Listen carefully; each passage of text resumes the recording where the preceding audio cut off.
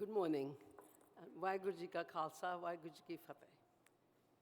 I'm really privileged, honored, and humbled to be asked to give some closing reflections on this truly memorable conference. We've had a great stimulating week with much food for thought, learning from people of different faiths and beliefs, and listening to spiritually uplifting dialogues on how to improve self that enables us to love our fellow beings. We need to understand that we are all equal members of this human family, irrespective of faiths, our backgrounds, our races, ethnicities, colors. This understanding is necessary in working together for a cohesive society so that we can bring peace and justice in this disunited world. We have learned a lot, but learning has to be practiced. Otherwise, it's meaningless. My Sikh faith teaches me, recognize there is only one race, and that is a race of human beings.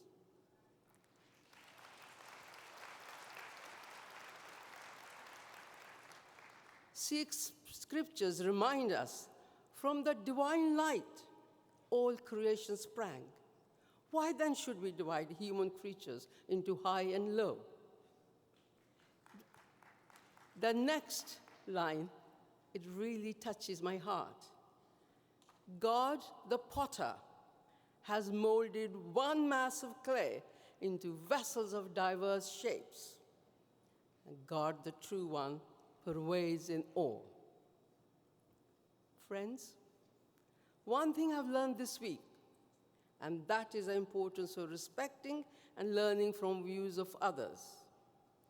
All too often, religions behave as if they have exclusive truths, as if it's denied to others by the same God of us all. This leads to absence of true dialogue and to notions of superiority and inferiority, and creates conflict between sister faiths. It's like a boy, it always is a boy, telling another boy, my dad is bigger, stronger, and greater than your dad. The inevitable, a fight. We have learned this week there's much in common between our different faiths, and of the urgent need to put our egos and prejudices aside. We need to recognize the shared truths and the importance of respect for one another. Guru Nanak taught, na koi Hindu, na koi Musliman, meaning God is not interested in our religious labels. It's but the way we conduct ourselves.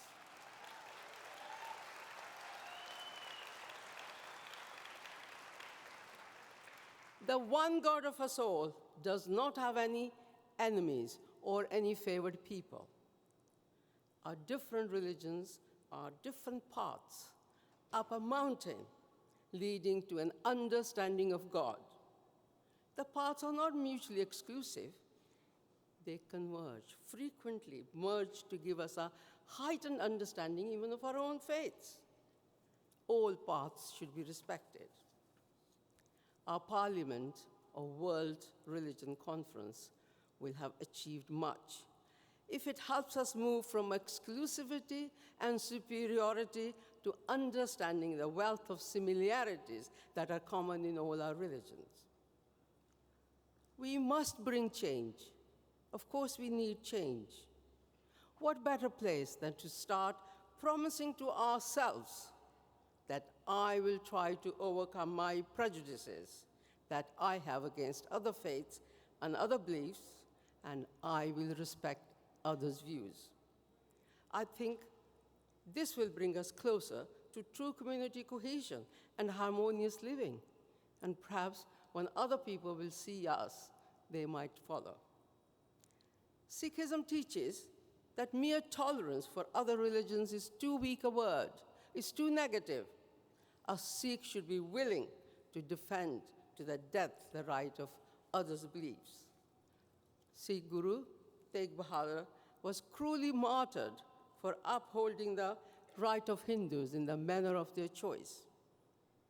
We talked about the personal change. Let's move to bringing change and practices in our life, in our public life. We need to bring the ethical teachings that have been discussed during this conference, 7 days, into our daily workplaces. If we promise that today we are going to practice these teachings of equality of all human beings, including equality of women, respect for other people's views, and a commitment to social and political justice into our workplaces, then we can say we have been successful in implementing the aims of this conference. Now let us look at the international scene. There is much to do in a world that seems to have lost its ethical direction. We talk of a common brotherhood. We talk of One World Week.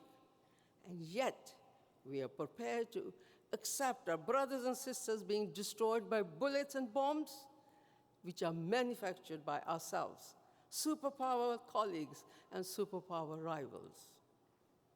Most industrialized nations see the arms industry as an important earner, as well as a means of political leverage on the less developed world. We need to raise our voices against this sordid death trade.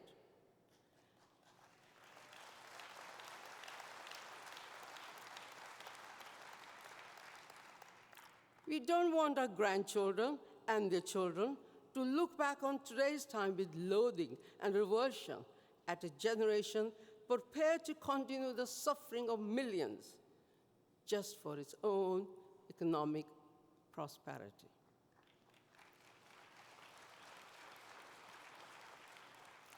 Pope Francis, in his book, Path to Change, Thoughts on Politics and Society, writes that people complain about the increased number of refugees coming to our countries.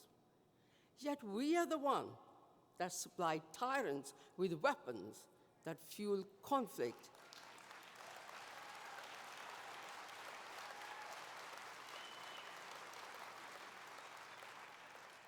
Turning settled communities into terrified refugees. Pope Francis further explains that when I say I mean the West. If we truly believe in the promise of inclusion and power of love, we should be prepared to live to our ideals, no matter what the cost. It's not always very easy, but as Sikh Gurus taught, life has little meaning if we constantly compromise our principles. In Sikhism, we believe in the ideal of Gurmukh. Gurmukh, a person who moves in the direction of godly or ethical teachings, as opposed to Manmukh, a person willing to compromise truth and justice for worldly gain, or in today's time, a higher standard of living.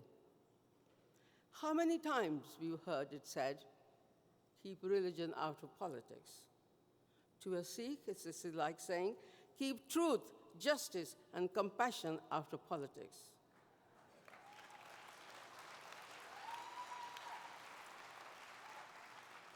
Shared ethical imperatives are necessary in building a just, stable, and peaceful society. A good politician is the one who bases his or her policies on ethics. We will be commemorating the centenary of the end of First World War on 11th November, 4 days away. We remember the millions who died, and every year we say, never again. Yet since then, we've had the Second World War and countless other conflicts. We've had genocides against whole communities, including my own Sikh community in 1984 in India, in this very week. 34 years later, still not a single person has been punished. In the absence of justice, it's very difficult to have a peaceful life. We would like to see bridges being built. We would like to see a cohesive society living together, bringing a closure to that genocide. Why this keeps on happening? Why? This was a question considered by the human rights activist Alexander Solzhenitsyn. In his London Guildhall speech following Templeton Prize Award, he recalled the sufferings and purges in the Soviet Union, and how his mother would say, "It's all because we've forgotten God." He continued to say, "Having since seen and endured even greater horrors, I can do no better than repeat those pithy words, 'It's all because we have forgotten God.'" Let us bring God back into our lives. Let us today pledge ourselves to bringing godly values back into all we do. Let us make the promise of inclusion and the power love of this conference a reality. Thank you.